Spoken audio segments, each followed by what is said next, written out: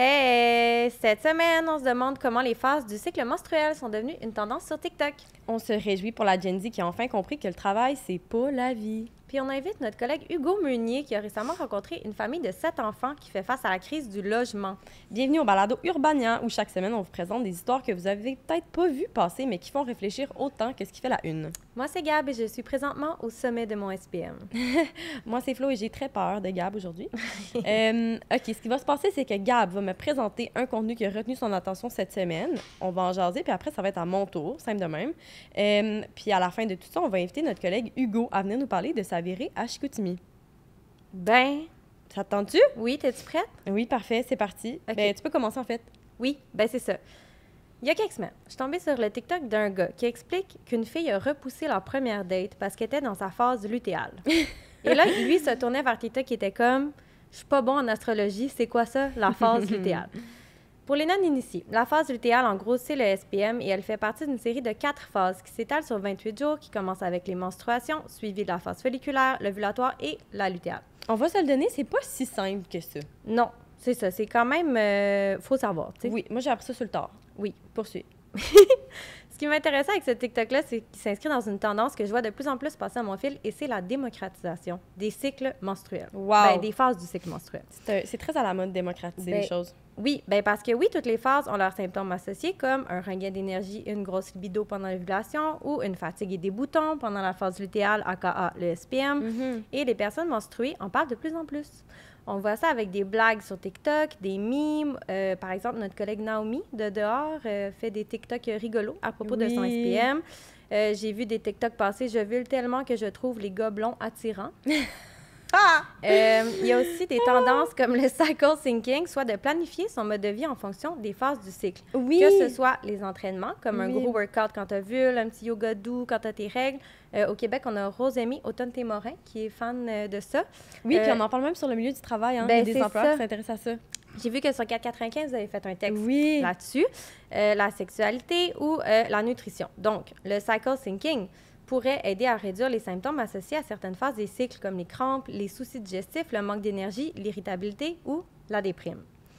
Bon, je sais pas toi, mais moi, j'ai grandi à une époque où on était vraiment gênés de parler de nos règles. On voulait pas que les gens sachent qu'on était menstrués, qu'on était SPM. Ouais. C'est pour ça que je trouve que ça fait du bien de voir que non seulement les personnes menstruées sont moins gênées de parler ouvertement de leurs règles, mais qu'en plus, on semble arriver à une acceptation de l'impact des phases du cycle sur notre humeur, notre niveau d'énergie ou encore nos besoins et nos envies. Ouais. Moi qui viens d'une époque où se faire dire « Coudon, t'es-tu SPM? » c'était une critique et on était genre « Non ». Ben, je trouve que ça fait du bien de voir qu'on se réapproprie la réponse en disant « Ben oui, Puis ça, puis j'ai ça. le droit. » Fait que toi, Flo, Moi... t'es dans quelle phase de ton cycle? Hey! Mais c'est ça que j'allais dire, pour vrai, je le sais pas.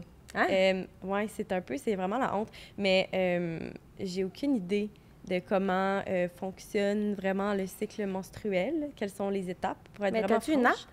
Non, j'ai rien.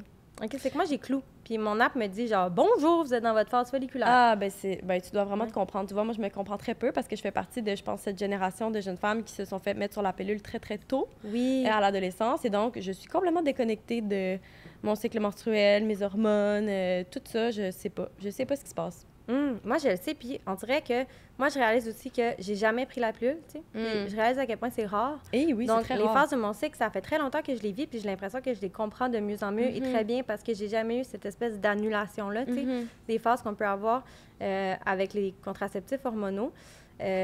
Donc, je pense que j'ai comme naturellement, moi, un peu fait du cycle syncing. Tu sais, je je vois que comprends. quand je suis SPM, je me traite plus doucement ou quand j'ovule, je fais plus d'affaires, je m'entraîne plus. Tu sais. Ah ouais? Fait que Ben oui. tu t'adaptes un peu à ton cycle. Oui, puis moi, ma mère faisait ça. Ma mère est super hippie.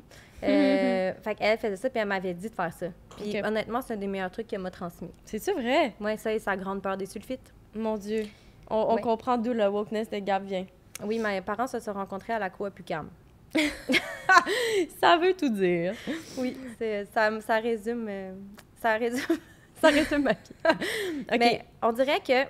Je sais pas si tu te souviens, OK, mais moi, Oui. quand j'étais au secondaire, il y avait une pub qui avait été lancée, c'est celle des Tampax compacts, là. C'est comme des tampons, mais ben, qu'on utilise toutes maintenant à peu près, là. C'est comme plus petit, il faut que tu cliques pour les ouvrir. OK, je sais pas. Puis dans la pub à la télé, ça disait « Ils sont tellement discrets, quand vous allez vous les passer en classe, les gars vont jamais savoir que c'est un tampon. » Puis... Pourquoi il faudrait qu'on sache pas que c'est un ben, tampon? c'est ça, puis moi, ça avait tellement marché avec moi, j'étais comme « Maman, je veux que tu m'achètes ça, tu sais. » Je veux pas que le monde sache que j'ai un tampon. Avoir ses règles, c'est aussi tabou que faire caca, j'ai l'impression. Oui, Faut juste pas en parler. De moins en moins. Puis c'est ça qui est le fun, parce que maintenant, t'es comme, voyons, 50% de la population ou plus a ses règles. Donc, Mais oui, puis pour vrai, laisser les objets menstruels à la vue dans les toilettes, dans les toilettes, c'est pour les hommes et pour les femmes, mais les toilettes tout le monde. publiques, ouais. Mais je pense que ça aide vraiment à normaliser la chose, tu sais. Oui, des gens les utilisent. Ouais. Oui. Puis, il y avait une autre chose que je voulais te partager. Ben, c'est une statistique. Parce que j'avais vu une étude vraiment intéressante au Québec sur les règles. Puis, parmi les types de soutien désirés par les femmes ou les personnes menstruées qui n'en reçoivent pas, on retrouve comme le besoin le plus grand, c'était une compréhension générale des règles. Mais plus qu'un accès aux produits menstruels, les gens veulent juste qu'on comprenne comment ils sont. Ben, on l'apprend pas, ça, à l'école. Ben c'est non. comme l'éducation à la sexualité, c'est comme faire ses impôts. On dirait que les choses les plus tabous, on n'en parle pas à l'école, évidemment, mais ça manque cruellement. Yo, je te passe la POC là-dessus. OK, ça monte. Puis, pour vrai, j'aimerais ça que tu me reparles dans quelle phase de cycle t'es. Et je vais chercher, mais je suis pas certaine que je vais pouvoir avoir une réponse. OK. Je vais faire des démarches. À toi. Moi, cette semaine, Gab, j'avais envie de te parler d'un article de Decode sur le rapport au travail qui me fait beaucoup réfléchir dans les dernières semaines. Ça s'appelle « I just want a dumb job », donc « Je veux juste une job niaiseuse ». Puis ça raconte l'histoire de 3 personnes qui ont essayé de vivre dans leur passion. Ça a été vraiment trop intense. Ils ont décidé qu'ils voulaient juste un 9 à 5 full pas excitant, mais qui a l'avantage de ne pas être trop demandant. Ça, c'est une philosophie, j'ai l'impression, qui n'est pas full commune pour les personnes de notre âge. Ouais. Moi, je suis fin vingtaine, toi, t'es début trentaine. Je pense que toutes les deux, on a été élevés par une génération qui nous a un petit peu brainwashé à la hustle culture, puis à l'idée que le succès... Hein? Fais ce que t'aimes. Fais ce que t'aimes, vis de ta passion. Tu travailleras pas un jour dans ta vie. Tu sais, coûte que coûte. Oui. Il faut tout miser là-dessus. Ouais. Ça nous a appris que le succès, ben, ça se définissait un petit peu à l'extérieur de nous-mêmes, tu sais. Souvent par le travail, par les choses qu'on accomplit. Puis c'est pour ça que nous, je pense, quand on vit un échec professionnel, ben ça fait vraiment mal, puis ça nous chamboule beaucoup, parce qu'on dirait que ça va toucher quelque chose d'un petit peu fondamental dans notre identité, parce qu'on se l'est fait dire beaucoup que c'était le centre de notre vie, tu sais, le travail. Ouais. Mais là, de plus en plus, à force de côtoyer la génération Z au travail, on constate qu'il y a une espèce de shift qui s'opère, heureusement, je pense, puis que les jeunes sont de plus en plus détachés du travail. On en parle vraiment beaucoup. Là, on le sait, on dit que les jeunes, ils font des trucs dans le dos de leur patron. Il y a eu toutes les tendances quiet, comme le quiet vacationing, donc prendre des vacances à l'insu de son patron, ou le quiet quitting, où tu te désengages progressivement de ta job sans le dire à personne. Puis on dit aussi que les jeunes sont plus infidèles. On a la tendance au job hopping, donc de passer d'un emploi à un autre pour réussir à avoir des meilleures conditions plus vite ou juste essayer des nouvelles affaires. Puis d'ailleurs, moi aussi, j'ai quelques statistiques pour toi, Gabrielle. À l'écoute. Il y a un rapport de la firme Léger de 2023 qui disait que près de 15 % des jeunes Canadiens avaient l'intention de quitter leur emploi dans la prochaine année. Puis c'était particulièrement prononcé chez la Gen Z, pour qui c'était près du quart. Ce qui est quand même pas mal. Ouais. Bref, les jeunes puis le travail, c'est comme plus transactionnel, plus utilitaire. Puis sachant ça, je trouve qu'il y a de quoi de se demander si les renvois plus fréquents de la Gen Z sont vraiment une punition ou un choix. Parce que, en posant des limites, la Gen Z fait une espèce de résistance passive à une culture du travail qui correspond juste pas à ses valeurs. Parce que la pression, les gros heures, les cultures toxiques, on accepte comme plus ça. Puis c'est comme si, en étant détaché, la Gen Z prenait une position consciente qui disait « Hey, renvoie-moi, je m'en fous. » Tu sais? Ouais. C'est la dommage job, parce c'est que... pas toute ma vie, genre. Non, c'est ça. Genre, je vais m'en remettre, là. Genre, il y a autre chose. Puis en réponse à ça, c'est dommage parce qu'on dirait que les entreprises qui veulent pas s'adapter préfèrent juste remplacer leurs employés plutôt que de changer. Tu sais? On célèbre l'innovation, l'audace des jeunes, on dit que c'est le futur, les jeunes. Mais quand vient le temps de parler de conditions de travail, ça, par exemple, on touche à rien. On change pas, on garde ça de même. Puis le renvoi, c'est un petit peu une solution de facilité, un peu un mécanisme de contrôle pour garder le statu quo. En tout cas, c'est mon interprétation. En tout cas, moi, cette semaine, je me suis demandé si c'était la Gen Z qui échouait à s'adapter au marché du travail ou le marché du travail qui échouait à s'adapter à la Gen Z. Ben, est-ce que tu penses que des fois, c'est peut-être aussi un clash de génération dans le sens, tu sais, il y a beaucoup de gens dans les postes de direction, des postes de gestion qui sont peut-être plus vieux, tu sais, des gens qui ont gravi les échelons, comme par exemple quelqu'un qui est en poste de direction qui serait un Gen X ou quelqu'un qui est même un boomer puis qui fait face, tu sais, c'est quand même, nous, mettons, ben moi, je suis millénariale, Ouais, dans le sens, entre les deux, nous, on peut peut-être trouver un moyen de s'adapter, mais Gen Z, c'est un gros clash de génération. Oui, oui, Gen Z, on s'entend que c'est le début, là, ils font leur rentrée sur le marché du travail. Mais, tu sais, je pense qu'il y a quand même moyen de moyenner. Puis surtout, hey, on n'aura pas le choix, là. Ce sont Ouais. les travailleurs de demain, tu sais, dans le sens... Ouais. Ben oui, il C'est faut pas- s'adapter. Puis aussi, c'est vrai qu'on dirait que, tu sais, ton affaire de genre, je veux une job niaiseuse, là, Mhm. tu sais, nous, on est vraiment l'exemple des gens qui ont une job, que c'est un peu leur passion. Tu sais, Ouais. on ramène ça à la maison. Ouais. Moi, j'y pense tout le temps. Tu sais, c'est pas vrai Mhm. que je rentre chez nous puis que j'y pense plus au travail. Ben là. non, ben non. Je pense à qu'est-ce que j'aurais dû dire au podcast. Je pense à Mhm. qu'est-ce que je pourrais faire. Puis finalement, c'est vrai que c'est drainant. Puis moi aussi, il y a des jours où je me dis, hey, ça serait plus facile si je remplissais des fichiers Excel. Ben vraiment, puis tu sais, je pense que ça m'arrive là, d'y penser, on se le Ouais. cachera pas, là, de comme, hey, et si je me faisais couper de chez Urbana, ça se peut. Tu sais, le Mhm. monde des médias, c'est un milieu super instable, fait que c'est sûr que tu te passes cette réflexion-là une fois de temps en temps. Puis à chaque fois, je me dis, ben, moi je viens du monde corpo avant Ouais. de travailler chez Urbana. Je me dis, ben, je retournerais peut-être justement gosser dans des fichiers Excel en longueur de journée. Oui, mais tu sais, est-ce que tu t'accomplissais comme personne? Je trouve que cette balance-là, on dirait qu'il n'y a pas moyen de trouver une balance entre, genre, t'accomplir comme personne au travail sans être, genre, drainé au long terme Ouais. dans ta vie personnelle. J'ai l'impression que si tu veux justement triper, ça vient inévitablement avec les risques de trouver ça difficile si tu te fais congédier et Ouais. travailler plus. En tout cas, si quelqu'un, à quelque part, chez Urbania, trouve ça une job qui est vraiment tripante et qui n'est pas demandante, faites-moi signe. Mais j'en ai pas trouvé à date. Puis il y a une affaire de salaire aussi, c'est peut-être mon dernier point, là, dans le sens souvent les jobs vraiment le fun que moi j'ai eu, c'était pas les plus payantes, mais les plus payantes, c'était les plus plates. Ben Tu sais, oui, c'est ben dur. oui. En tout cas, la balance, c'est difficile à Ben, en même trouver. temps, je comprends. Parce que si la job est un peu de la merde, ben, faut que tu compenses la personne raisonnablement pour la faire, tu sais. Ben, tellement. Puis, Mais j'aime pas cette mentalité-là non plus, de Ben- genre, plus ta job est nice, moi, tu devrais Non, être payé. oui. OK, puis Il y a dernier pas de- point. il y a pas d'issue. Oh! Après, parce qu'il faut qu'on invite notre Oui. collègue. Oui. Mais moi, je trouve que c'est cool, les gens qui mettent leurs limites au travail. Moi puis qui aussi, disent, vraiment. Hey, vous savez quoi, genre, ma job, c'est pas toute ma vie. Moi, Ben je oui. fais d'autres choses dans la vie. Puis moi, je les j'ai pas le respecte goût, plus, tu ces sais. collègues-là. Moi aussi, les je aime beaucoup, ces respecte. collègues-là. Ben, c'est comme je respecte en général les gens qui mettent leurs limites Mhm. dans tout, là, dans des Mhm. relations, que ce soit au travail ou avec leurs amis, ou, tu sais, qui n'ont pas peur de dire, ben moi, ça me convient pas. Tu sais. Ouais. Puis je trouve ça cool. Mhm. Puis qui sont eux-mêmes et elles-mêmes Voilà, au travail. c'est un turn-on professionnel. C'est un Un turn-on. green flag professionnel. Oui. Mais là, c'est maintenant le moment tant attendu où on invite un ou une de nos collègues de la salle de rédaction pour discuter de son travail. Je vais élever le ton de ma voix. On invite à la barre Hugo Meunier. Il va se déplacer, se joindre à nous. Je vais lui laisser ma place, tiens. Oui, Hugo Meunier n'est pas que notre collègue, c'est également notre patron. Oui. Car il est maintenant rédacteur en chef de Urbania parce que ce qu'on avait besoin, c'est vraiment le point de vue d'un homme blanc dans la quarantaine pour élever les discussions chez Urbania. Et Presque c'est la pour ça- cinquantaine. Presque Ah, la cinquantaine. pardon. OK. C'est encore mieux. Oui, c'est encore mieux. Mes c'est ça. idées sont encore plus radicales. Oui, c'est ça. Et il vient nous parler de son texte sur une famille de 7 enfants C'est qui vous autres? cherchait une maison. Et ben là, il y a des gens qui ne l'auront pas lu là, et qui vont écouter ce podcast. Est-ce que tu peux nous résumer brièvement en quoi ça consiste? Ça m'étonnerait que des gens ne l'aient pas lu, mais c'est en gros une famille du Saguenay. En fait, c'est pas des gens de là-bas, c'est des nouveaux expats du Saguenay qui ont acheté une grosse maison. Ils ont 7 enfants, fait que ça leur prend du gros, de plusieurs pièces. Et là, ils avaient trouvé la maison de leur rêve, puis il a passé au feu à cause d'un accident dont le suspect principal est le chaton, Oui, qui avait donné un coup de Ouais. patte sur une chandelle. Puis la madame, elle faisait sa sieste d'après-midi avec 2 de ses enfants les plus jeunes. Elle est sortie de la chambre, le sofa est en feu.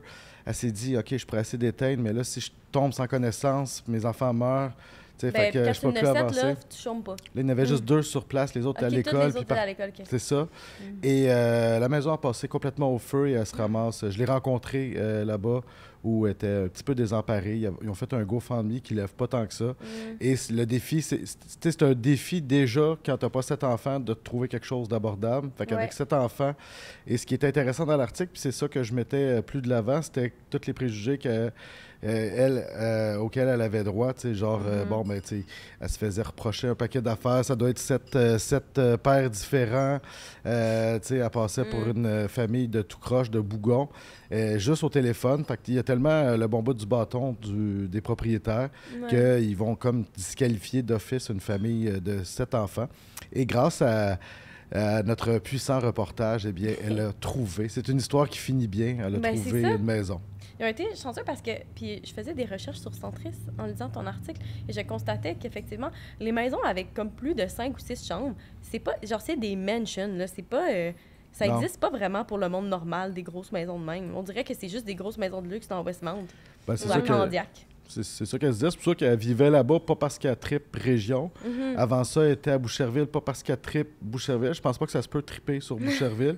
C'est qu'à toutes les fois qu'elle demande, qu'elle lance un appel pour se loger, elle va où elle a quelque chose d'abordable. Puis là, quand je l'ai rencontrée, peut-être dans un Airbnb miteux de Chicoutimi, c'est du quartier miteux. Je pensais pas que ça se pouvait, mais j'ai été témoin visuel de coins mal famés sur le bord de l'autoroute. Et payait 2000 par mois quand même. Et il y avait juste 2 chambres. Fait qu'il était 4 par chambre. Ben, donc, c'est ça. Ça fait du monde entassé les uns ces autres. Ça fait du monde. Mais là, tu l'as dit, là, bonne nouvelle, la famille s'est trouvée une maison, un peu grâce à ton article. N'est-ce pas là le salaire du journaliste? Parce que, non, mais pour vrai, tu sais, je suis cynique 99% du temps. Et là, quand j'ai reçu le texto de la madame, Amélie, elle dit, bon, ben l'article, il y a des gens il y a quelqu'un qui a lu l'article, qui a été sensibilisé, puis qui nous a proposé une maison. Fait que j'ai fait, ben ça fait du bien. Ben, c'est clair. Oui. Mais pour vrai, ça t'arrive-tu des fois de faire des articles, d'écrire des articles dans l'espoir que ça permette à la personne en question de comme trouver une solution à ce problème? Bonne question. Souvent, mais non, tu sais, pas tant. On dirait que c'est pas ça ma mission, sauver des... Tu sais, j'ai pas cette prétention non plus chez Urbania. Non, t'es pas GoFundMe, là. Pas tant. Ouais. Tu sais, à un moment donné, j'ai fait un party pandémique et le reportage, c'était moi qui allais au musée Grévin. Feu, le musée Grévin, tu sais, de C. Oui.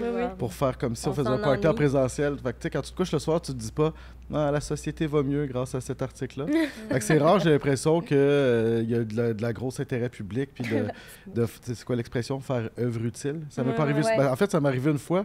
J'ai fait un documentaire sur la boisson puis ils l'ont retiré. Fait que... TBT à ça. Ouais, on a une pensée c'est ça. pour ça. Ben non, je le fais pas. Évidemment, c'est comme la cerise sur le gâteau. Mais je le faisais pas pour ça. Je me disais, c'est une bonne histoire, tout est là. Et c'est ça. OK. Mais moi, pour vrai, la première chose que j'ai pensé quand j'ai vu, quand j'ai lu ton texte, j'étais comme 7 enfants. T'sais, moi aussi, je disais, voyons, qui a 7 enfants? Ouais. Tu sais, une dyséconomie, premièrement, puis deuxièmement, à qui n'est pas mormon puis qui a 7 enfants. Est-ce que tu as parlé, as-tu vu la dynamique familiale? Pourquoi ils ont 7 enfants? T'sais? C'est sûr que ça pique la curiosité. On l'a tout pensé. Moi aussi, je m'attendais un peu à une famille, puis j'ai les mêmes préjugés que ben du monde. Je me disais, c'est une famille de tout croche. Et finalement, non. Puis elle-même, Amélie, qu'elle s'appelle, la maman, c'est intéressant son point de vue parce qu'elle dit, moi, je pars avec une longueur d'avance parce que quand je magasine des maisons, tout ça, tu sais, elle s'exprime bien, elle a de l'éducation, puis elle dit, j'ose même pas imaginer c'est quoi les gens qui vivent dans un milieu précaire puis qui sont sous-scolarisés, comment ils se butent encore plus de préjugés qu'elle. Fait que, tu sais, elle avait sur sa table le livre de Plot, là. Oui, Rue Duplessis. Rue Duplessis. Ouais. Puis elle lisait ça, puis elle était comme, OK, ces gens-là, comme vraiment hypothéqués, poqués de la vie, qui n'ont pas d'instruction, tu sais, ils partent encore plus avec une strike, mais je réponds pas à ta question. Non. Je pense qu'elle aime les enfants. Parce que c'est le même papa. Fait que puis à 42, fait qu'elle est comme pas... tu sais, Il souhaitait une famille nombreuse, c'est tout, là. Ou c'est visiblement. arrivé. Puis ça a été comme bang, bang, bang. Le premier, il y a quoi? 19, 20, puis de 20 à 2. Fait qu'ils n'ont pas niaisé. Mais moi, j'ai des amis de Saint-Eustache, pour pas nommer la place. J'ai un ami qui a 8 enfants. Fait que j'ai déjà vu ça. Ça fait un peu région. Pour vrai, moi, je n'ai un... C'est C'est bizarre. C'est quoi C'est un peu bizarre, mais elle... Non, mais est-ce qu'il y a des croyances ou des choses atypiques? Je sais Ben, pas, on se demande, genre, voyons, pourquoi? Anne-Marie, la maman, je pense que c'est comme un peu... Puis tu sais, je peux pas en faire une statistique, mais elle, c'est vraiment à capote d'être enceinte. Puis elle nous avait déjà dit ça. Puis même quand elle accouche, elle travaille comme 5 minutes après, elle est propriétaire d'une serre. Puis tout de suite, quand elle accouche, elle retourne travailler, tout ça. Fait que c'est pas quelqu'un qui est... C'est quand même paradoxal. C'est pas la personne la plus maternelle que j'ai rencontrée de ma vie. Ouais. Mais elle capote sur le moment où elle est enceinte, puis elle est bien là-dedans. C'est drôle, ça. Ouais, c'est drôle. Bon, là, ils sont partis de Vaudreuil. Ouais. Ils sont partis ensuite Boucherville, Saguenay. On dirait qu'on se dit un peu « What's next? » Ben, c'est ça, hein. Fait qu'eux autres, je pense que s'ils mettent pas la prochaine maison, si elle passe pas au feu, ils vont probablement rester là parce qu'il y avait l'air à dire que c'est quasiment impossible à cette heure de trouver. Eux autres, ils ont besoin comme de 6 chambres. Ben, Fait c'est que, tu sais, bonne chance, 6 chambres. Mais là, j'imagine que ces enfants-là, un jour, vont partir vivre leur vie. Ils Fait vont que- les mettre dehors. Là. Clairement, ils vont être comme tu es au auront cégep, pas mon le choix. grand. Au revoir. Oui, puis rendu... Ben, Laisse la place aux autres, tu sais. c'est quoi le minimum de, tu sais, mettons, en tant que propriétaire d'enfant? Quand est-ce, À là? 18 ans, je pense. Sérieux? Ben, ton enfant est majeur, tu peux lui dire au revoir. Oui, mais tu veux pas. Tu sais, Mais non, t'es tu comme, veux pas, tu mais veux que non. tes enfants ils C'est restent l'âge avec toi toute auquel ta tu vie. peux Ouais. quitter. Ah, Hugo. Moi, je reste encore avec mes parents, c'est pour ça. C'est vrai? Ben, Ah oui? Il habite en haut de chez vous, en bas de chez vous? Ouais, depuis Wow. plus que 20 ans. Ça explique beaucoup de choses. Oui. Ouais, ouais. Hey, c'est tout le temps qu'on avait en plus. Vous voulez pas que je vous raconte que je sais pas c'est quel jour des Merci, vidanges? Hugo. Ah, OK. Tu peux retourner triper sur Pearl Jam à ton bureau. Au C'est revoir. tellement bon. Oui, au revoir. Avez-vous entendu le nouvel album de Au Pearl Jam? revoir. Non, merci. Bon, avant qu'on se laisse, on va faire Oui. comme à chaque semaine, dire genre Ok. que c'est le deuxième épisode. Oui, Je à veux savoir chaque c'est quoi la semaine. dernière affaire que tu as sauvegardée dans ton téléphone, Gab. OK. Flo, t'es pas prête pour ça. Ouais, on m'a dit que c'était très excitant. C'est très excitant. Mais c'est un vieux, entre guillemets, vieux contenu, OK? C'est que Valérie Plante, je sais pas si t'as vu ça, elle est allée au Franco l'été passé et elle s'est fait interviewer par l'influenceur Chris Colo qui lui demande ses Chris suggestions. Colo? Regarde, je le connais pas, ce OK. gars-là. Ses suggestions musicales, OK? Et elle sonne comme une fille saoule dans un party. Vas-y. J'en dis pas plus. C'est quoi qui est dans ta playlist en ce moment pour l'été? Wow! Ben du reggae, absolument, parce que c'est juste comme groovy. Ben oui, ben oui. Hein? Et puis sinon, mon Ah, moi j'ai tout le wow! Ben du reggae! Quelle belle question! Elle est comme... Ah! Puis elle parle super Ah. fort pour aucune raison. J'aime tellement Valérie Plante, moi. Je Ouais. la trouve parfaite. Ben oui, mais j'ai tout aimé cette interaction-là. C'est... Ah, c'est tellement trop intense, mais là, elle était un peu saoule, donc on Ben, a je découvert. pense pas qu'elle est saoule du tout, là. Ok. Mais c'est juste qu'elle sonne comme une fille saoule dans un party. Tu sais, waouh! Ah, mais pour vrai, je pense que ça prend ça en politique, des gens qui ont l'air sous quand ils ne le sont pas. Oui, je pense que c'est ça, comme elle a un regain d'enthousiasme, Ah. mais non nécessaire. J'aime. Et je pense pas que tu peux accoter ma vidéo, Non, mais c'est vas-y. ça que j'allais dire. J'étais un petit peu déçue, on dirait, maintenant, par mon choix. Oui. Mais j'ai rien à te faire entendre ou à te faire écouter. Arrête. Cela dit, je voulais te parler d'une vidéo du 6am Club, mais pas le 6am Club que tu penses. Celui dont le slogan est « Start your day like a champ ». OK. Et c'est en fait une petite rencontre qui a lieu tous les matins à 5h55 au Carrefour Laval. Je préciserai près des superchargeurs Tesla. Mais c'est pas fermé, le Carrefour Laval, à 5h55 du matin? Écoute, Gabriel, c'est à l'extérieur, donc on peut accéder Ok. au stationnement. OK.